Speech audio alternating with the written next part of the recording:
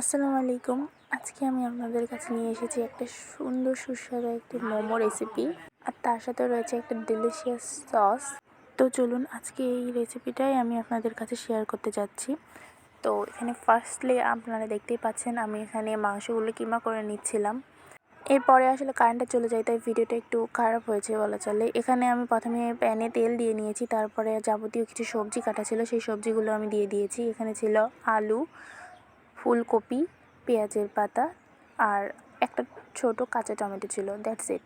তো এইগুলো আমি এখানে ভেজে নিতে দিয়ে রেখে আমি সসের জন্য টমেটোগুলো কেটে রাখছিলাম, আর সেটা একটু পেস্ট করে নেওয়ার জন্য আমি হামানদিস্তায় পেস্ট করছিলাম। আপনারা চাইলে এখানে ব্লেন্ডার ইউজ করতে পারেন, আমি ইউজ করে নেই কারণ টমেটোগুলো এমনিতেই অনেক পাকা ছিল, তাই অল্প একটু ম্যাশ করলেই সেটা সুন্দরভাবে পেস্ট হয়ে যাচ্ছিলো।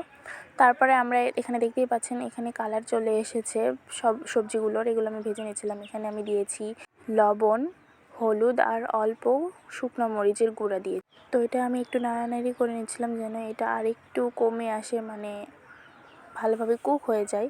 তারপরে আমি এটা একটি প্লেটে সার্ভ করে রেখে দিয়েছিলাম। তারপরে প্যানে আমরা আবারও তেল দিয়ে দিলাম। সেখানে আমি অল্প লবণ, অল্প হলুদ গুঁড়া আর একটু শুকনো মরিচের গুঁড়া দিয়ে এখানে আমরা কিমা করে রাখা সেই মাংসটি এখানে দিয়ে দিলাম। দিয়ে দেওয়ার পর একটু ভাজা ভাজা করার পর সেখানে আমি দিয়ে দিলাম আদার পেস্ট আর রসুনের পেস্ট দিয়ে অল্প সামান্য পানি দিয়ে এটা আমরা ঢাকা দিয়ে রেখে দিলাম। তারপরে ঢাকনাটা তুলে এখানে আমরা সেই আগে থেকে ভেজে রাখা সবজিগুলো দিয়ে দিলাম। আর এটা সামান্য কিছুক্ষণ নাড়াচাড়া করলে আমাদের মোমোর ভিতরের পুরটা তৈরি হয়ে যাবে। আমরা ঢাকনা দিয়ে রেখে দিই। এখানে আমরা মোমো বানানোর জন্য যে গোল গোল লেচি কেটে রাখতে হয় আটার, তো সেটাই আমি এই ডোটা বানানোর চেষ্টা করছিলাম। এখানে আমি অল্প অল্প করে গরম পানি দিয়ে আটাগুলোকে ভালোভাবে মাখাচ্ছিলাম। তো এখানে আমি অল্প অল্প করে, আপনারা দেখতেই পাচ্ছেন, অল্প অল্প করে পানি দিচ্ছি আর আটাগুলোকে আমি মাখাচ্ছি। তো কিছুক্ষণের মধ্যে এটা একটি সুন্দর ডোয়ে পরিণত হয়ে গেল। তারপরে আমরা এখানে তেল দিয়ে কিছুক্ষণের জন্য ম্যারিনেট হইতে রেখে দিলাম। আমরা ঢাকনা দিয়ে রেখে দেওয়ার পর তার আধা ঘন্টা পরে আমরা এটা লেচি কাটার জন্য আমি আমার খালামণিকে বলছিলাম, কারণ আমি তো রুটি বানাতে পারি না, তাই আমার খালামণি আমাকে রুটিটা কেটে এখানে গ্লাস দিয়ে লেচি কেটে দিচ্ছিল। আমি এটা ভিডিও ক্লিপটা নিয়েছিলাম। লেচিগুলো বানানো হয়ে গেলে আমরা সেখানে রেখে দিই, আর রেখে দেওয়ার পর আমি এখানে সসের জন্য যা যা উপকরণ দরকার সেগুলো বানাচ্ছিলাম। এখানে আমি শুকনো মরিচটা অল্প একটু ভেজে নিলাম।